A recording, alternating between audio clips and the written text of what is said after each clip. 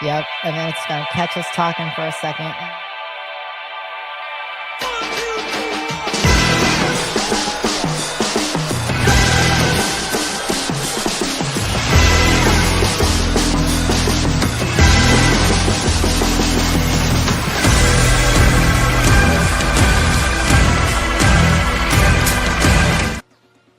Welcome into Jersey Chasers, everyone. I am your host, everyone's favorite season of autumn. I'm gonna bring that back. I am everyone's favorite season. I am. Joined by my beautiful co-host, Christy Acuity. Christy, how was your weekend? Oh, my weekend was crazy. We had the grandbabies over Saturday. And normally I love having the grandbabies. Mm-hmm. Maya was a perfect little angel until her little baby brother woke up. Then she wanted us to put him back in the pack and play. She took her blankie out of there. She took the dinosaur that's supposed to be his out of there. And everything that we told her no, she just went ahead and did anyway. And she's testing us. And I'm feeling for my daughter right now. But I mean, this is why I stopped at 1. But Sunday and Monday we relaxed and we pulled lots of weeds in the backyard, trying to get the yard looking right because it's starting to finally rain, and used the pool a lot. Lots of suntan, and I'm nice and crispy. How about you? How was your weekend? My weekend was pretty good. What did I do? Nothing. Absolutely nothing. That's the great part about it. I didn't do a thing. Had a day off on Monday because of course it was Memorial Day. So any weekend that I get to do absolutely nothing is a great weekend for me. But here on the Inside Edge Network, you guys know you gotta follow, like, subscribe, wherever you get your podcasts, Twitter, Instagram, Twitch, you name it. Inside Edge is on there, available. We're also available on Twitch, if you guys didn't know. Yeah, we're everywhere. So we're everywhere. Yep. So if you guys didn't know, go find us. Yes, they will find us. But let's get started. Chrissy. Yeah. We're going to start with the womp womp, aren't we? Yes, unfortunately, we have to start. Got to start with a Cavs therapy session. Cleveland Cavaliers. Womp womp. Yeah, they decided to get swept. Now, I'm not going to go as far as everyone else and say that the Cleveland Cavaliers quit on their team. That's a little excessive. I have been hearing that all weekend. I think that's ridiculous. You were tired. I mean, like, they played 14 games. They honestly, out of all the teams left, I'm pretty sure they played the most games. They played a total of 14 games coming in. Oklahoma City played 8 games coming in. San Antonio played, I think, 13, not even, maybe 12. And then, of course, New York played 10. So playing 14 games, they get swept by the New York Knicks. Now, a lot of people were calling for the head coach Kenny Atkinson. Kenny, of course, was coach of the year last year, and he got the team all the way to the Eastern Conference Finals. You know what I want to blame? I want to blame Swift. She shows up to a Cavs game. Look what happens. Yes, we'll talk about her fiance. We'll talk about her fiance in a minute. Right. But Kenny Atkinson, according to Brian Windhurst, is due to return. What have you thought of this Cavs season, Christy? I mean, it's great that they got as far as they did, but I mean, like, when you crash out like that, you can't really say much about it. I mean, like you said, they played the most games leading up to this series with the Knicks. They were tired. Mm-hmm. I know they were tired. You know they were tired. They know they were tired. Everybody wants to say that they quit. Well, when you can't physically move, I've been to the point of exhaustion, and it's hard. And it's hard to muster up, the energy to keep going. And so, hopefully LeBron will come back and, we'll make a run out of next season. Yeah. Yeah. Yeah. Let's talk about it a little bit. So again, the Cavs get swept by the Knicks. Game one was their best opportunity to win. They were up 22 with 7 minutes to Yeah. go, and then they blew the lead. And all of the games were not even close. 115 to 104. They lost game one.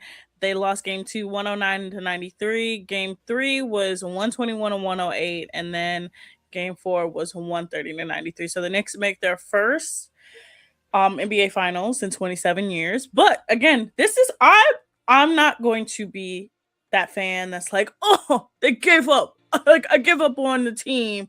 Donovan needs to go. We need to trade all these people. No, no. I'm very proud of this team, okay? Because I have had zero faith in them. I've had Yeah. zero faith in them. You didn't have any faith in them at all. Look at how well they did. Making it to an Easter Conference final, I think Mhm. because of LeBron, we were always so spoiled to be like, oh, we're just gonna be there. We're gonna be there. Do you guys know how hard it is to make an Eastern Conference Finals? It is incredibly hard. This is the first Eastern Conference Finals of the post LeBron era. It took them 8 years to make an Eastern Conference Finals without LeBron James. Only 2 teams make it each year. So I'm gonna just say this. I think that the team and the direction they're going in is actually a pretty decent one.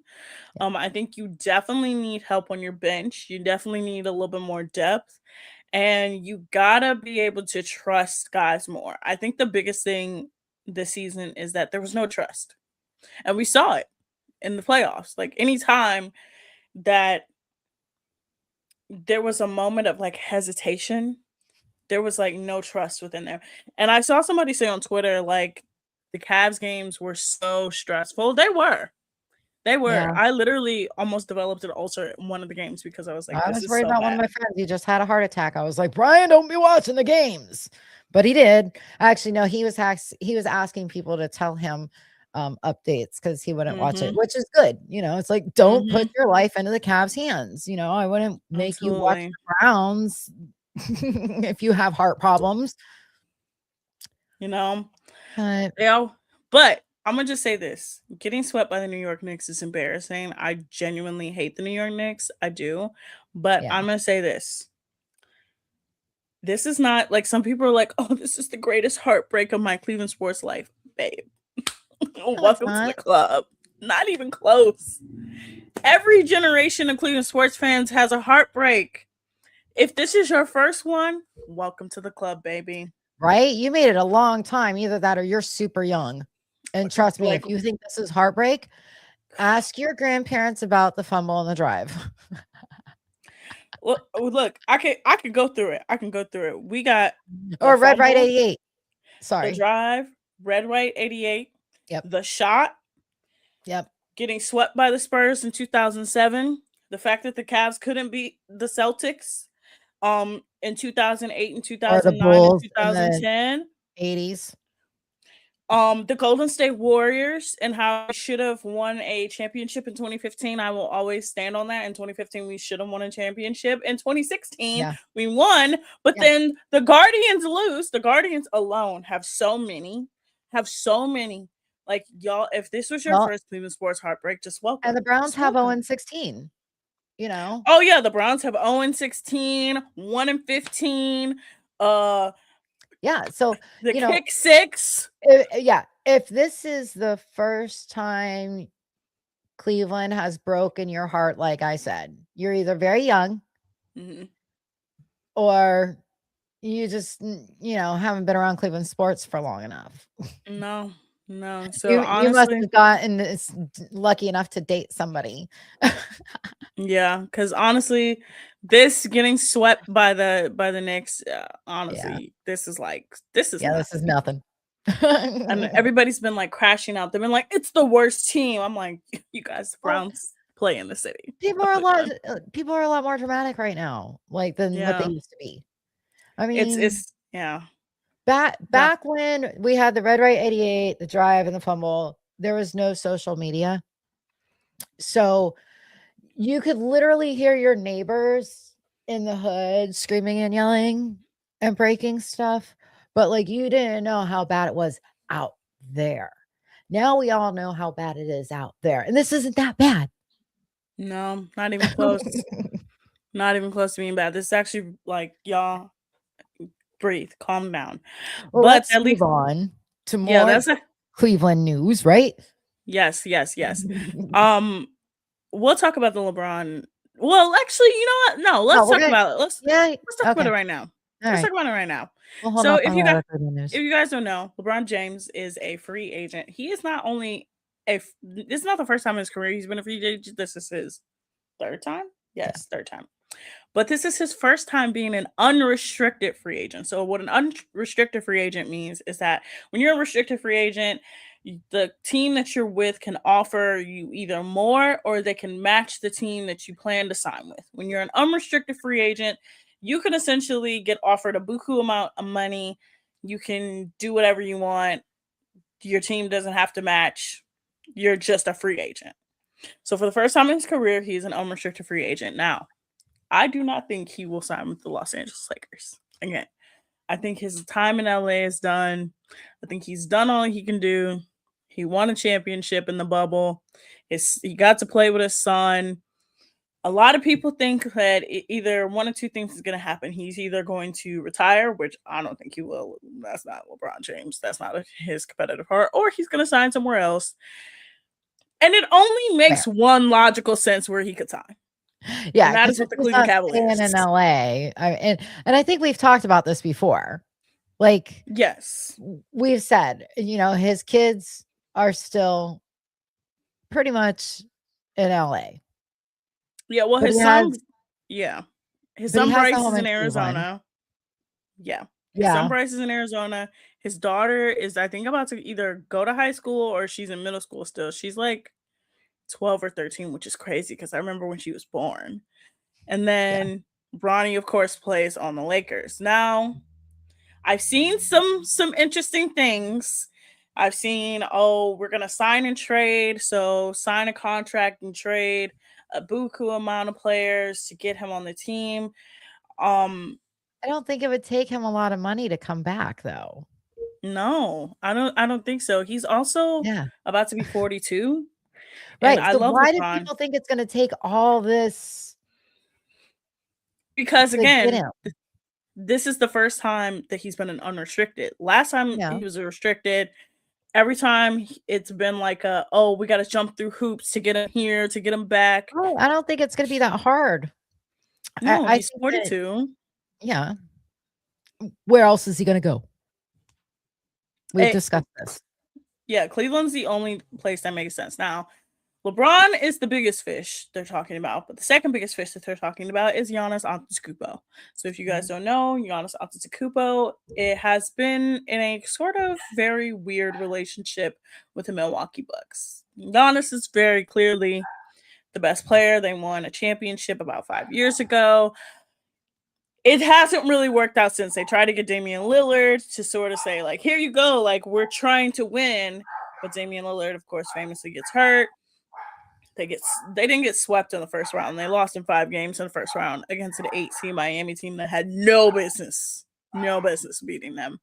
But now everybody's like, who can the Cavs trade to get Giannis Antetokounmpo?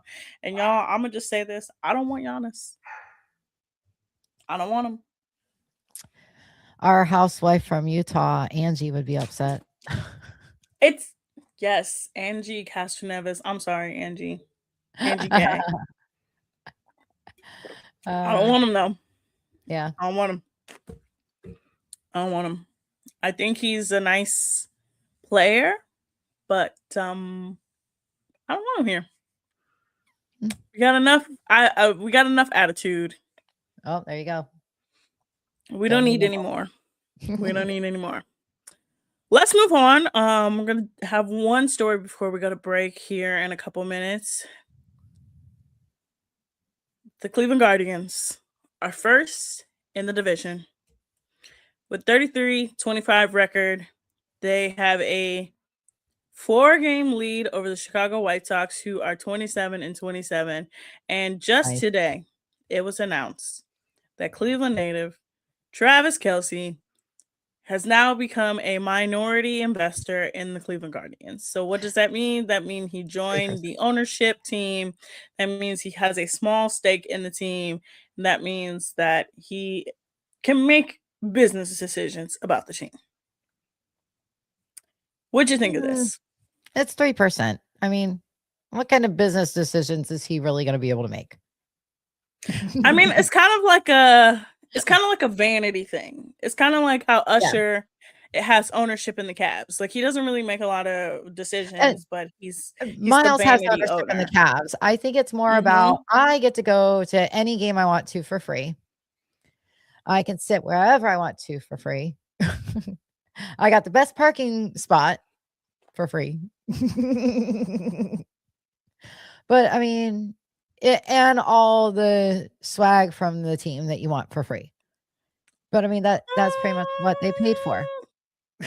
Yeah, I mean a little bit, but I'm gonna just say this. I think it's a cool move.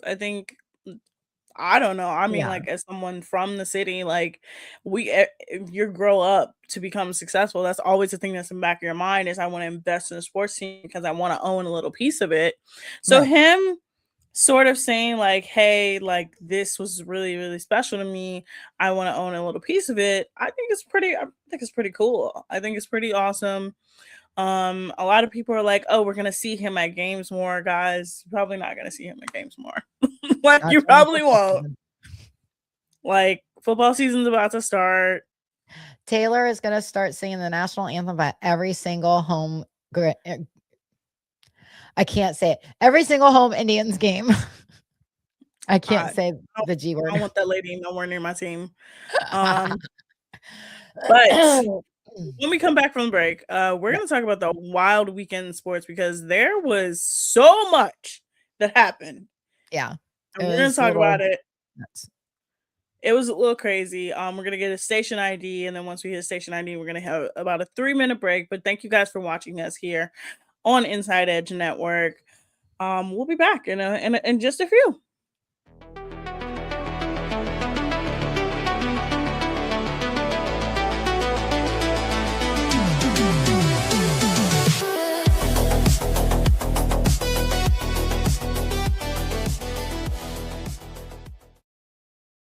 Fanatics isn't just our name, it's who we are. Loyal, passionate fans dedicated to our favorite teams and the sports we love.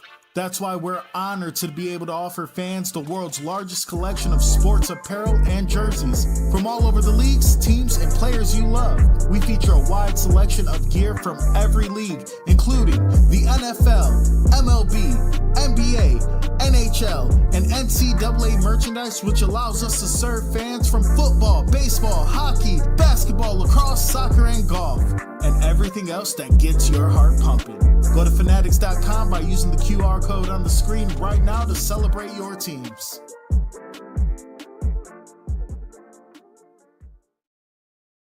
Clean energy, bold flavors, and no jitters. See why people won't shut up about Dubby. Clean energy, no jitters or crash. Whether you're starting your workday or getting ready to exercise, Dubby Energy helps you lock in and focus. With over 15 flavors to choose from, you can't miss. Order Dubby Energy right now by using the QR code on your screen and use the promo code INSIDEEDGE10 to receive 10% off your order. Dubby Energy, your energy-focused sponsor of the Inside Edge Network, Cleveland's digital leader. Discover our collection of handcrafted candles. That's right, every product is thoughtfully created in small batches free from harmful toxins for mindful everyday indulgence. Our candles are hand-poured in coconut soy wax with natural wood wicks, offering a long-lasting burn and rich fragrances. Create a cozy, safe ambiance for your home with candles from Alley Rose Fragrances. First-time customers use the promo code INSIDEEDGE20 to receive 20% off your order. AlleyRoseFragrances.com, proud sponsor of the Inside Edge Podcast Network. All right, welcome back, guys. Christy,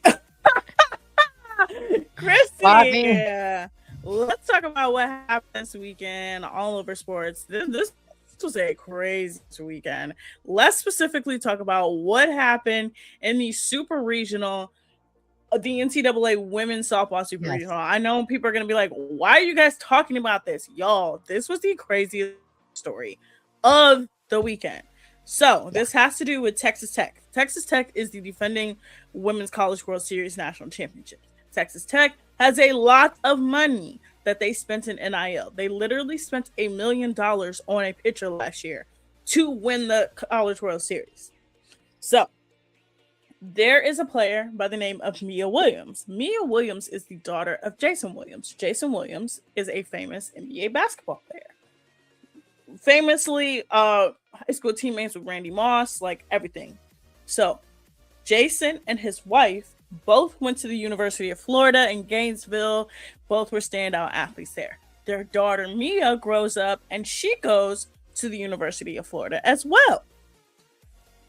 She spends 2 seasons there, and after her second season, her mom comes out and is like, essentially like, yeah, the coaching staff was terrible. My daughter didn't have a great time there. She'll be transferring. So she transfers to Texas Tech for this season. Now, again, Texas Tech plays in the SEC. Florida plays in the SEC. Usually you would think these two teams would meet up before this. Apparently they hadn't. But they did this weekend. They did this weekend. So in order to make the Women's College World Series in Oklahoma City, you have to win 2 games out of the 3 for the Super Regional. They split the series, but Texas Tech ends up winning it. But all 3 games were absolutely batshit crazy. So Mia Williams is hit once in the first game, twice in the first game, twice in the second game, once in the third game. She hits 2 home runs. 1 in the third game to give the team the lead, 1 in the first game just because. Jason Williams gets kicked out of the second game because he's fighting with Florida fans because they hit his other daughter with stuff. Yeah. You had Florida parents cussing at players. You had players fighting. Like, it was crazy. You had parents fighting. Not good. And then the third game, Florida's head coach actually gets kicked out of the game. He gets ejected from the game. It gets even crazier. So Texas Tech wins. They beat them 16-7. Jason Williams goes on the field and does the Gator chomp. It is such a FU way of like, you suck. You suck. Florida players don't come out and shake their hand after the game, the handshake line after the game. It's just a hot ass mess. Now, Jason Williams has been going on different podcasts, but he has been talking about it, but it's just been crazy. But it was crazy. It was nuts. We had a Pee-wee football game down here that was very similar, where a mom didn't like what was happening and she decided to run out on the field and take things into her own hands with one of the opposing players. And it's like, parents, do not get involved. And fans of opposing teams, be better sports fans. Like, don't be rude to someone's sibling. Don't be rude to their family just because they switched for more money. I mean, like, come on, put yourself in the same situation. If you were offered a lot more money to switch and you felt like you were getting jacked around before, wouldn't you take the money and run? Yeah. So, like, it's ridiculous how these people are acting. Let's just be able to enjoy sports. Yeah.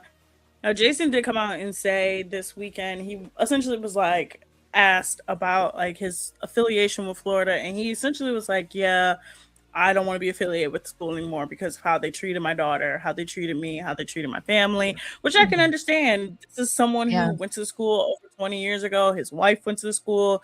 Like, this is a family that was deeply entrenched in that city.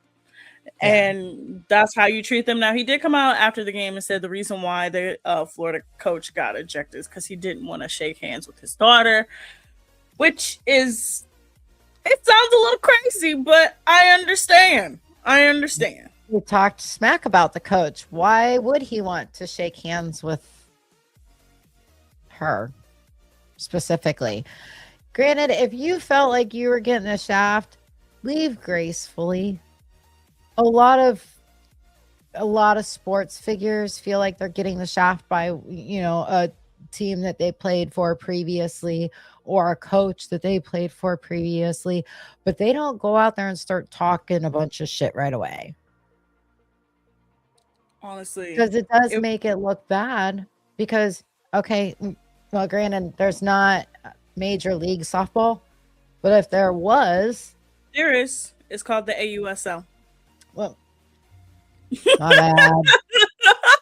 It's called the AUSL.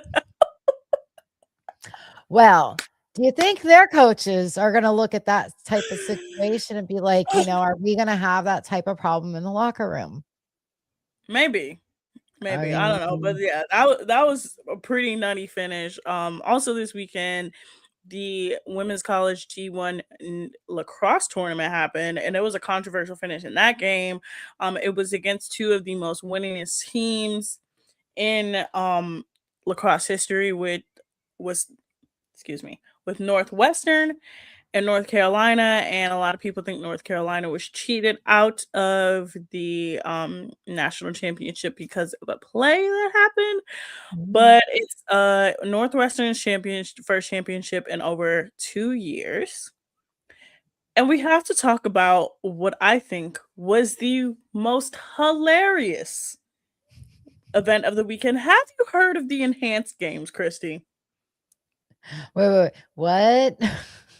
The enhanced games. Yes. Okay. So the enhanced games was a multi-sport event, essentially like the Olympics, like Summer Olympics. So it's founded by Aaron D'Souza, and it allowed athletes to use PEDs. So they wouldn't have to use have drug tests. They nothing Get that back up on the roids then. Go for it. Yes. Absolutely. So gotta go watch this now.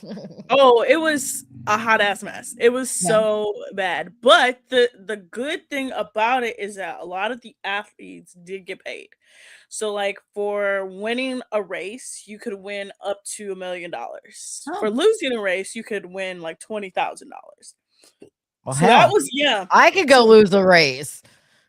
When I tell you, this was so bad, but it was so funny because this one guy who was a swimmer, he got like super jacked. He like super roided up, like everything you could think of. He came in dead last. Damn. He came in dead last. Almost everybody that won the events didn't use any sort of drugs. Didn't use no drugs. Because non-enhanced athletes could compete too. And when I say it looked night and day with the like roided up athletes versus the not, it was so damn. I gotta funny. go watch this. Oh, it's so hilarious. But we're gonna hit on something else real quick before we get to all of our reality TV show stuff, because there's so much. There's so much to talk about this week. We have to talk about Kyle Busch. We were talking about him a little bit. So if you guys don't know what happened with Kyle Busch was a NASCAR racer. He passed away unexpectedly last week. It was announced one day that he had been hospitalized with an undisclosed illness, and literally the next day he had passed away. News came out that what happened was he had a sinus infection. He kept racing. That sinus infection turned into pneumonia. He kept racing.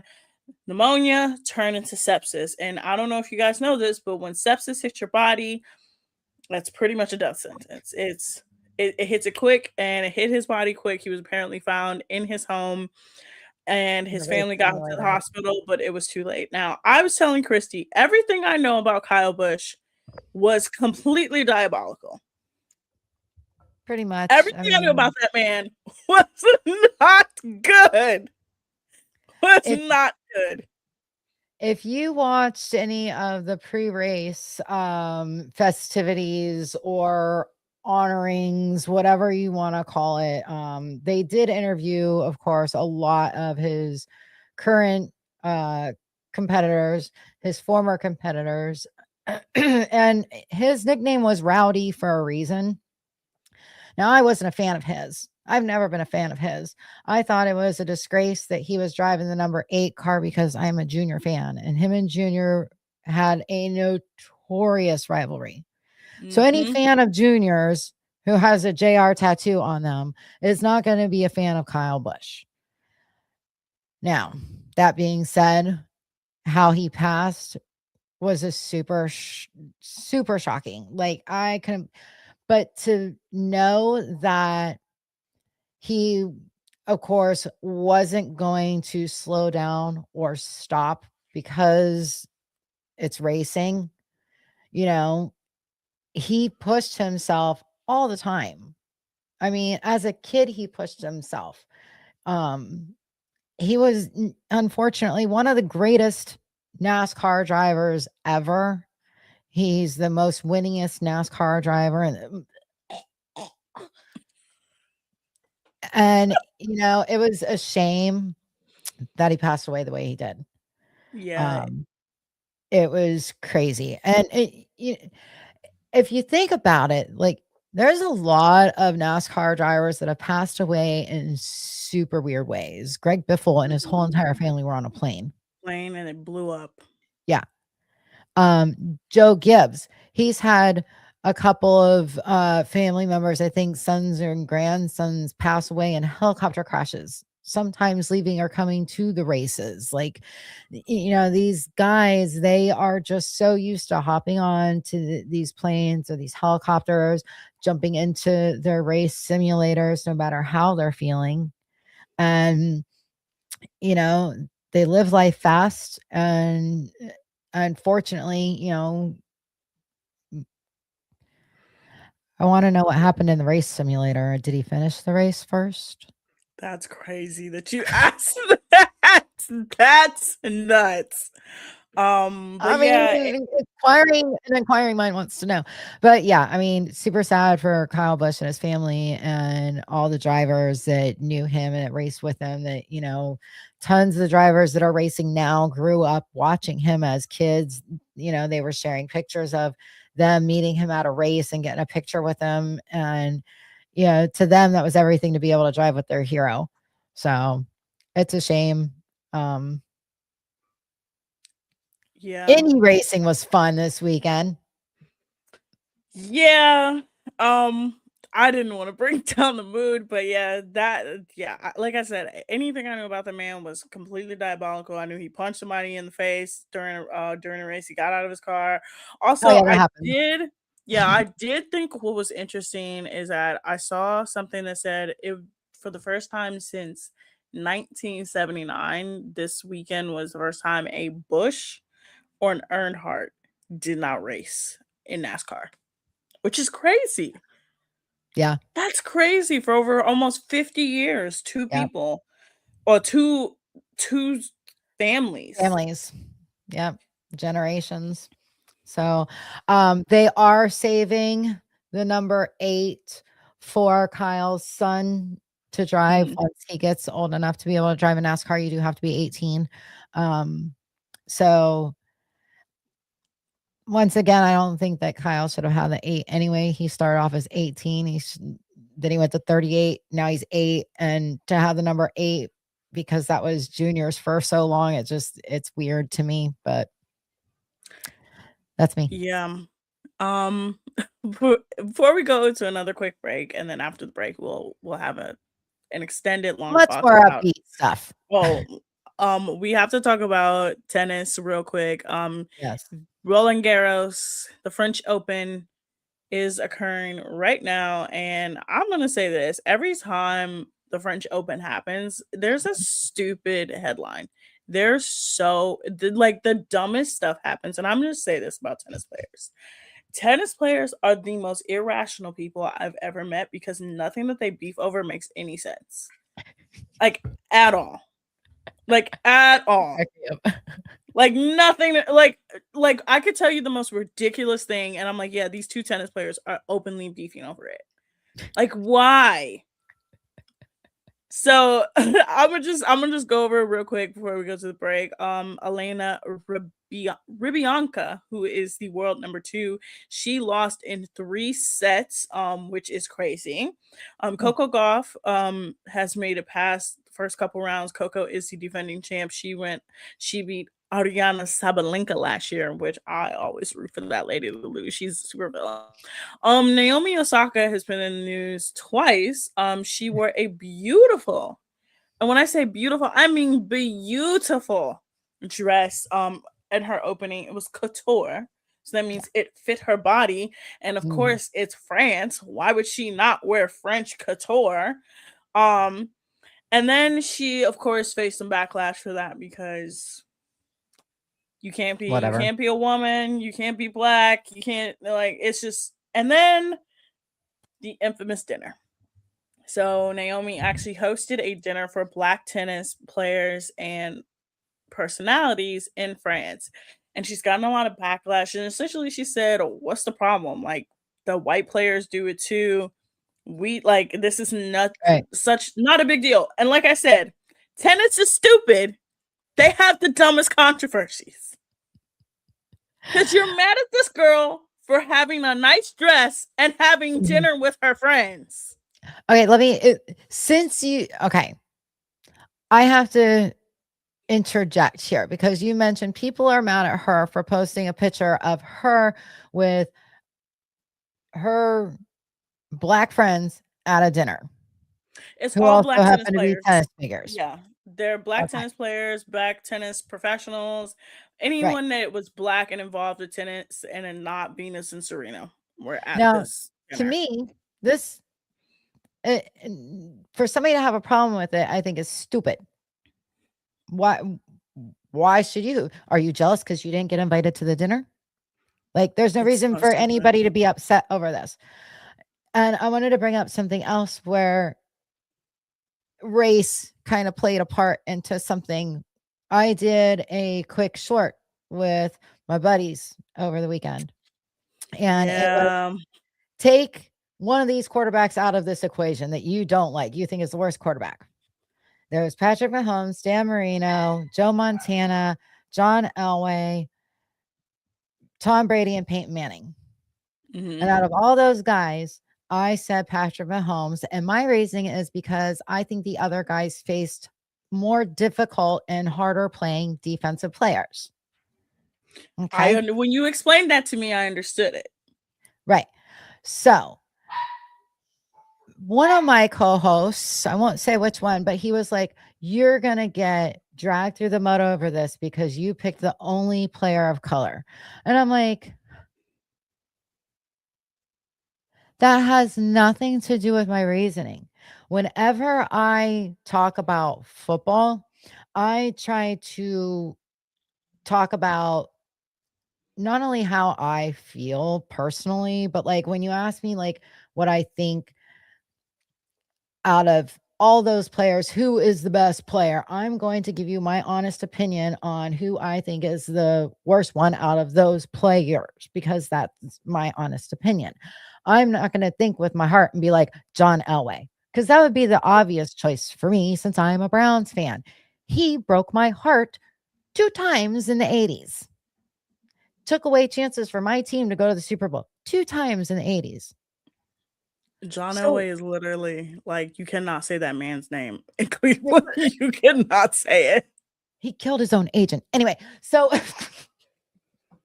I didn't say that out loud. So, like I said, I gave my reasoning, and I hope nobody else was thinking the same way my co-host was, because when I think about football, I mean, like, I love Myles Garrett. I'm a huge Shador fan. Like, so you weren't doing it with the malicious intent of race. That's well, what of course not. Yes, I never do. I don't think that way about anything, anytime that I go through life, because that's not in the forefront of my brain, because not everybody thinks that way. Like, I understand how it could have been taken that way, but honestly, I low key agree with you. Out of all those players, I would have probably also removed Patrick Mahomes, and that has nothing to do with race. Even though I do not like that man and his wife, who literally said that his favorite food was, in the most racist way, by the way, she said fried chicken. Oh, No. So, but like to bring it back, no, like the tennis is such a like a beautiful sport. I genuinely like tennis. I think Yeah. when it gets going, it gets great. But the dumbest controversies Yeah. I'd be I've jealous ever that I seen. didn't get invited to the dinner. That would be the only thing that I'd be upset about. Like, I want to go to that dinner.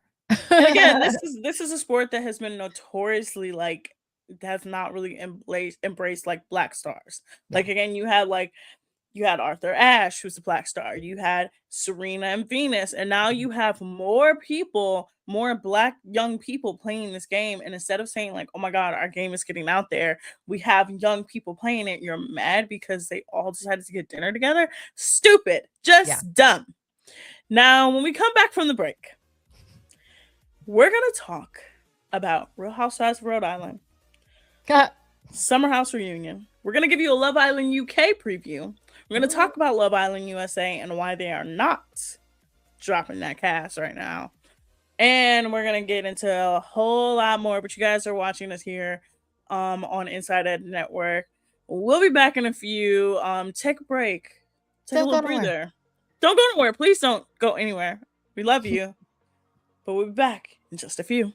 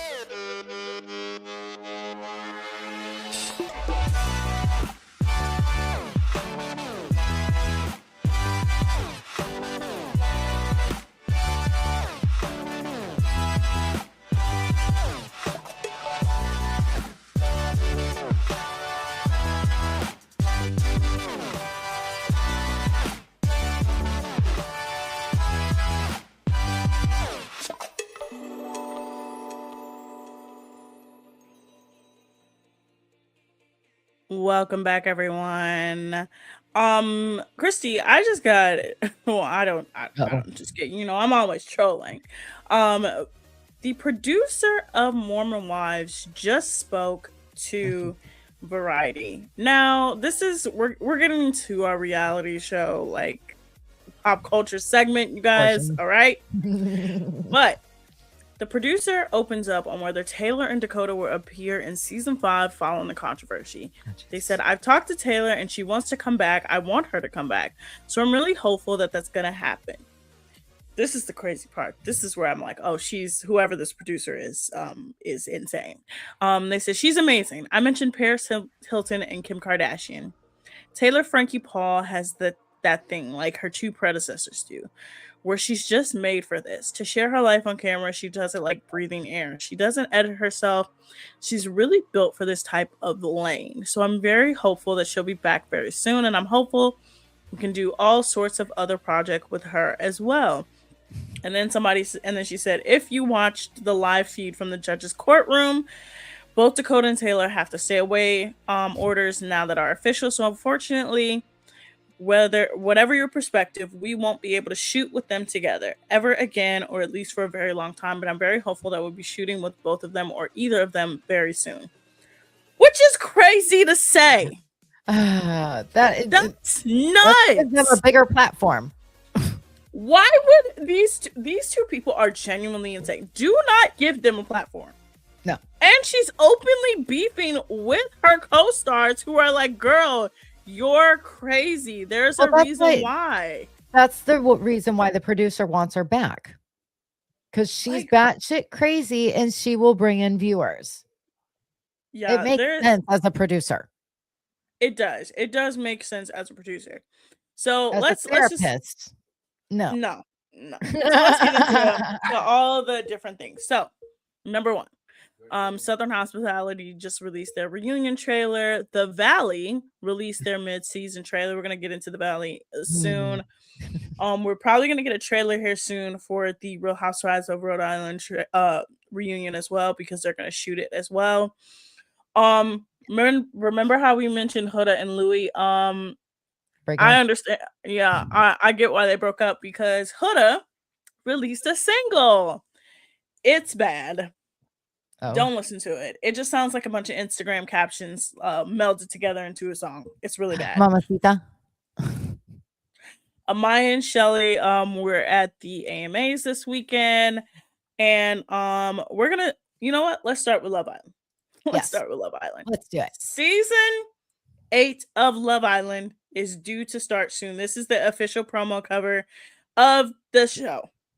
Now, I mentioned this before, but we have not gotten an official cast from them. Ooh, I know why. You want to know why? You want to know why? Yeah. Tell them. Okay. Tell the people. Because the producers are afraid that the internet sleuths are going to find dirt on these people before they can even get the first episode out. And then they're going to have to scrap the whole entire season. Yeah, so if you guys don't know why she said that, it's because that's exactly what happened last year. That's literally what happened last season. So last season, Love Island USA season 7, they introduced the cast, and before you could even say go on the island, the first night, they found that Yulissa, who I blame for all the bad things happening last season, had said the N-word on a podcast. They went through Austin's DMs, not DMs, reposts, and saw that he was a little crazy, a little out there. And it was just like social media involvement was like way. And then the Sierra of it all. By the way, Sierra got caught because of Huda's fans. I will never forget that. She literally got caught because Huda's fans hated her so much. It's crazy. Like, I want to know how these producers of like this show and Love is Blind, how they don't vet these people. I mean, like, it would literally take us 10 minutes to find out everything on these people. Literally. And they've got time to vet these people before they actually start production and start filming, and like before they even fly them to Fiji. Like, y'all need to hire some real people. Hire me. use to make some money right now. I will find out dirt on these people. I will the vet them other for you. I will find you good people. This is the other thing about all these different dating shows, especially dating reality shows like Love is Blind and Love Island. They have to go through a psych eval. Yeah. They fake it. How some of these people pass psych evals is crazy. Fake it. But yeah, we haven't gotten a cast yet. I don't think we're getting a cast until we see them people walk into the villa. Probably not. I don't think so. And I think actually that's the fun of it, because that kind of like it, you kind of be like, okay, who is this person coming in? Oh, all right. Right. I just Hopefully they're say, not influencers. please, no more influencers. I'm begging y'all, no more influencers. Let them And become it afterwards. yes. And also, please, I'm begging y'all. The bombshell women are going to be great. The bombshell men cannot look like the shit on the bottom of my shoe. They cannot look like ferrets in the wild. They cannot look like Cynthia from the Rugrats, whose hair been pulled out. And please, Why begging y'all. not? I hate it. Yeah, Hate it so much. Pepe has his days where a certain angle will catch him, and for a split second, he looks halfway decent. But there that's a split second. Yeah, that's a split second. There was a Love Island cast that was announced. Love Island UK. Oh, This is the yay. Love Island UK cast. I usually watch both because they come on right after the other. But this is the Love Island UK cast. We got Robin, Mika, Lola, Angelista, Ellie, Jasmine, Lorenzo, Sam, Sean, Samaj, Obi, and Aiden. Sean looks creepy to me. He Down ain't the got no bottom neck. corner. He ain't got no neck. He's just looking like this. He doing this. I don't know. He looks creepy to me. I don't know. He's doing this. Can we talk about Perfect Match for a second? Yes, we can talk about Perfect Match. Let's talk about Perfect Match. From watching Vanderpump, I had some hopes for Allie, and she's a Buckeye too. And I think they're catching her. First of all, they're giving the girl too much alcohol. Because she starts getting in her real emotional state after she's been drinking all day in the sun, and now it's nighttime and it's time to choose, and every time she's half in the bag.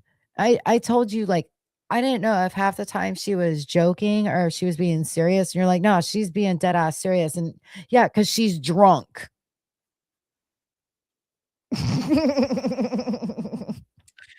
Yeah, a lot of people have been kind of exposing Allie. Well, if you guys don't know this, she was on a couple episodes of Southern Hospitality. It was actually like talked about before the season, and people were like, why was she on episodes? So apparently she's actually originally from Charleston, and then she moved to LA, but now she moved back to Charleston after her breakup with James. Well, by the way, also DJ James Kennedy is having a baby.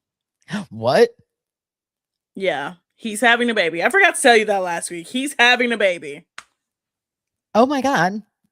He got his girlfriend of 7 months pregnant. But yeah, no, Allie has been a little off the rails. But let's talk about the show that made them all famous, The Valley. Boy, where do we start here? Where do we even start? Danny. Oh, I can't keep defending you. I don't even want to defend you at this point. Lala finally talked to Daniel when he was sober, and after Nia encouraged him very, very much to do so. And of course, he's doing the thing where he knows he's in front of the cameras. He's like, yeah, I know, I got to go talk to her. I know I messed up. Like, you shouldn't have to be told that. And I'm surprised Lala took it as well as she did. Well, okay, I'm gonna just say this about Lala. I think Lala actually does fit well with this cast. I'm not I don't really care for her still. Like I'm not really a fan of hers. I'm never really gonna be a fan of hers. But I do think she does fit with the Valley cast really well. But I really want to talk about the lunch she had with Kristen, Zach, and Brittany. Oh, and she tells Kristen's got to take care of business. She's like, Kristen, I don't understand about your man. I don't understand about this man. Like, she's your friend. Why? Like, the way she talks makes me so angry because I'm like, girl, you don't talk like this in real life. You do Yeah. not talk like this in real life. You're trying so hard to be like, I'm hard. I'm Lala. I'm the best. Ugh. But I understand where Kristen was coming from in that moment. She's telling them, she's like, hey, it's not my place to go Right. confront Nia. That's not my relationship. That's not my marriage. And she even said, like, I look up to them because they do handle things off camera. They're not Right. trying to embarrass each other. They're Yeah. not trying to use each other for personal gain. They're really trying to like work on their marriage and work on who they are. They're And living then a normal relationship. mhm. Because that's how normal relationships are. You don't take your dirt and your baggage out of your home for everyone to see. And yes, it's a reality Now show. They're supposed to be showing the reality side of it, but now do I think Danny has a bit of a problem? Maybe. We've talked about this over the last year. He clearly, when he gets drunk, he turns into a Mhm. completely different person. Like, that's very Yeah. clear. He turns into Dark Danny. I don't really like call him Dark Danny, like, because he's really just an asshole. Just say he's a Yeah. dick. He turns into a dick. Yeah. That's it. And I used to say when you fed somebody a certain amount of drinks, it was like 3 Captain and Cokes, he was okay. 4th one, it was instant asshole. Mm-hmm. I won't mention that it was Zoe's dad, but yeah, instant asshole at 4 Captain and Cokes. Hey, you said it, not me. But the thing that really made me say, I know she not talking, was Brittany. Brittany sat and was like, well, I can't say anything about him. Y'all jumped down my throat if I said anything about him. Mhm. And Zach was like, girl, you don't even like Mia. And she was like, I What are you do like talking about? Mia. I never said anything bad about her. And Zach was like, you make digs at her all All the the time. time.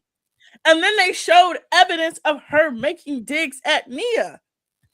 And she Well, but tried she to use wasn't watching that flashback at the time. no, and she tried to kind of say like she tried to really say like, oh, like I know what it feels like. I went through a situation with Jax. Jax was a monster. Yeah, Jax was Jax is a nothing monster. like Danny. Danny's a drunk asshole, but Yeah. Jax was a literal monster. Yeah. Well, Jax, Please, it was add cocaine, instant monster, which was all the time, evidently. well, you didn't even need to add cocaine. Jax was just a monster because Yeah. he was sober all of last year. He was still a monster. He was actually Was he really? worse off I don't know. cocaine. I don't know. I don't think he was. But okay, so I watched the mid-season trailer. You didn't watch Yeah. it. No, not yet. So the preview for tonight is that Jesse and Michelle finally sit down. They are trying to go over their divorce things, and Yeah, Jesse goes, it's well, emotional. you didn't even bring me papers. And Michelle like slides the Ooh. papers over to him. She was like, here, I have papers for you. But in the mid-season trailer, we see more of Danny and Nia and the group coming at them. And Janet, once again, comes at Nia. And I will say this, Nia do not play around when it comes to Janet. I've never seen that lady yell. She yelled at Janet and made Janet cry. And I was like, finally. Good. Finally. Yeah. We also get to see Jasmine and Melissa and their wedding preparations. We get to see Kristen and Luke. I think their struggles are mainly because like they very much jumped into a relationship and had a baby and did all the stuff backwards. But I'm honestly I'm really excited going forward to see. I know some people say The Valley is such a dark show, and I'm like, I've seen No, worse. it's real life though. I mean, it's they've got kids, they've got bills, I mean, granted, they've got a lot more money to pay those bills, but they're going through their divorce, which being divorced, it's not the funnest time. It's not the most glamorous time. You will see people at their absolute ugliest during a divorce. So Yeah. for them to be doing this show while some of them are still going through divorces with children involved, which makes it even worse. And you know what? With Kristen and Luke, I give Luke a lot of credit because he gives Kristen so much grace for as crazy as she is. And she is crazy. You know, she was crazy before she was partum. She's postpartum now. You know, she's her own. But I've actually, like, when they bring up old clips from when she was younger, you can see how much she's grown. She's changed. Yeah. And Yeah. I think she has her moments here and there where she's a little bit off her rocker, but I understand her more now because she literally just had a baby. Yeah. And she's definitely going through that postpartum weight. Like, because she was doing, you know, they were trying to get pregnant before, so she was pumping herself full of hormones. So that put a lot of weight on her. And I get it. Like, I was very much a beanpole like her. You know, she was 110 pounds soaking wet and 5'9". That was how I was when I was younger. And, you know, having a kid changes your body. And I was lucky enough to keep my skinny little self for up until the last couple of years. And then lucky me, medications for my neck. Maybe. But anyway, I can totally get where she's looking in the mirror and she's not recognizing herself, because it's like one day you wake up and you're like, oh my God. Like, who am I? Like, what's going on? Like, I fully understand it. That happened to me with birth control. One day I was a decent weight. Everything was fine. And then the next day I'd gained like 50 pounds. So, yep. Like, I understand it. But yeah, we got a mid-season preview. It looks like an interesting season going far. So I'm gonna just rattle off some things and we're gonna end with the Real Housewives of Rhode Island recap. Alandria released her first fashion collab today. She released it with Brandon Blackwood. And it's sold out in 15 minutes. Good for her. So pretty great for her. Like I said, Southern Hospitality released their reunion trailer. We get to see a lot of craziness. Their season finale airs tonight, so theirs starts next week. We got a summer. So I'm gonna quickly go over Summer House because I told Christy she need to watch the reunion. Okay, yeah, I need to watch the reunion. Nothing else about it. You don't need to watch Summer House to understand the reunion. Just know Amanda and West are insane. They're crazy. They are two people who should not be together, and they're literally together to spite Amanda's former best friend Sierra. That's all you need to know. Okay. That's really all you need to know. But let's get into the Real Housewives of Rhode Island recap. So we are it's the aftermath of trivia Kelsey night. Rosie. Yeah, we got trivia night at Audrey's. We got a crazy car ride, but let's start off with Rosie and Kelsey. So we are post Rosie and Kelsey.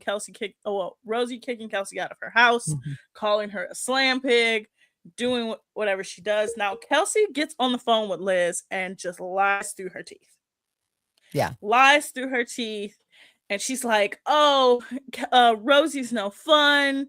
She's this, she's that. And Rosie has literally said, and I watched a ton of interviews, she said, I don't think people realize that up to that point in the summer, it wasn't just the things we saw on the show. She said Kelsey was saying stuff way before the summer. She called her husband gay. She said her house was fake. She said she had 2 affairs. She said that all these different things about Kelsey, and she was like, it was like dig after dig after dig after dig after dig. And Rosie just was like, she's like, in that moment, she was like, I couldn't keep taking it. Yep, she exploded. So she exploded. She calls, Rosie calls Ashley. Ashley's like, oh my God, aren't you guys excited for trivia night? And Rosie's like, yeah, if Kelsey's coming, I'm not coming. I'm not coming. She's like, I'm not coming. And Ashley was even saying, and I can see Ashley's point of view. She was like, are you sure Kelsey wasn't trying to joke with you and be funny about it? And Rosie's like, no, she wasn't. She was trying to be funny about it. She really wasn't. They just didn't have that relationship, I think. Like, no, they don't have that relationship at all. So Kelsey trying to be funny when you're not that way with each other, it's not funny to Rosie. Anyway, so yeah. Yeah, I can see if it was like Ashley and Rosie. Right. Like if Exactly. Ashley pulled up and said that, I'm like, Rosie would have been like, oh, that's Yeah. funny. But Yeah. Kelsey had been making so many digs at her that she was like, Yeah. no, why No. are you pulling up to my house with a speaker Mhm. system and a boom box saying the house police is looking like 8,000 inches and not 800 square? Like it was so stupid. It was, yeah, bad. So then we get to Audrey's, and at Audrey's, they kind of rehash everything, and Rosie once again gets frustrated with the ladies because they are essentially taking Kelsey's side and not listening to her. And I fully understand because it's like this lady is literally torturing me. This Yeah. lady is literally torturing me, and y'all are They're not all, listening to they're me. all telling Rosie that they're on her side, but then they're not telling Kelsey to stop doing What what she she's did was doing, wrong. Yeah. antagonizing her. And eventually it was just like they all ended up under the table. Ashley crashed out, which I fully understand Ashley's crash out. You are at my husband's restaurant and you're gonna fight? Oh man, you know what? Those patrons are gonna come back all the time though, because they're gonna hope that they see that shit again and again. Yeah. Honestly, it's actually good nuts. publicity for the coffee shop. It really is because, like again, Audrey's is a big contention in Jared and Ashley's relationship, which I think they are doing a disservice of not showing Jared and Ashley because Ashley is crazy and I love her, and she is just nuts. So then we get Rula and Alicia on the beach. Rula got out of the bed finally. They're on the beach, and Joellen's neighbor somehow randomly pops up, mic'd up. And Rula's like, did you talk to Joellen? And she kind of makes a face like, girl, you know I don't talk to that lady. And Rula just goes, see, I'm not the only one with problems. And it's like, girl, we know you and Joellen don't like each other. We know Joellen and you got problems. But your husband's cheating on you. Yeah. And Alicia definitely didn't tell her about the video. So I'll be interested to see what's going on because we have not gotten to the point where Rula had to file a restraining order on her husband because he was tracking her. There's so much that we haven't gotten to in the season. I can't wait. But the episode ended with the ladies, except for Kelsey and I think Rula, on their way to Boston to see Rosie's husband and his Sinatra performances. So I don't know if you guys know this, but Rosie's husband is a Frank Sinatra singer. He's like Hayden. He's like Hayden. Yes, like Hayden He's Grove. He's a knockoff Hayden Grove. Yes, a little bit of knockoff Hayden Grove. Yes. Shout out to Hayden Grove. We do love Hayden Grove on the show. But Joellen, Alicia, and Liz are in the car. Now, first of all, before, hilarious. Charcuterie. Hilarious. Alicia loves herself a cracker. And it's a Lincoln Navigator, right? Yeah. Anyway. But they're in the car, and Alicia and Liz are talking about this conversation that they had in Newport. So in Newport, Alicia was like, hey, I was homeless. And Liz was like, girl, you were never homeless. Don't ever say that. You were never homeless. And Alicia was like, my dad literally sold our family home. Like, we were homeless for weeks. They are both correct. Yes, because Liz said, in America, when you say homeless, you think of somebody living under a bridge. Mm-hmm. And yeah, that's what people think of as homeless. And then Alicia's like, you don't understand. We didn't have somewhere to live, but my grandparents took us in. Otherwise, we would have been homeless. So they're both right. They both need to get over it. Yes. Now Liz says the only reason why I said what I said is not to invalidate Alicia, but just to protect her family. And it's like, you can protect her family without invalidating her feelings. Like, absolutely. Yeah. This makes Alicia cry. Joellen is trying to stop Liz and trying to get her off Alicia. And it's like, just calm down, stop. I'm shocked the charcuterie board didn't go flying around the whole entire SUV. Yeah. Her and Liz get into it, and Liz is like, get out of my ear. And then she says something that I think is so diabolical. She said, you can't attack me. I'm not like Rosie. And it's like, so y'all admit that you're attacking Rosie. So you admit that you're attacking her. So it's like, what are we like? And then the episode ends with them getting to Boston and Alicia crying. And in the episode preview, we see that Joellen and Liz essentially get into a physical altercation outside of the club because Joellen is trying to stop Liz, and she sees that Alicia is still crying. We know that one of Alicia's friends does join her.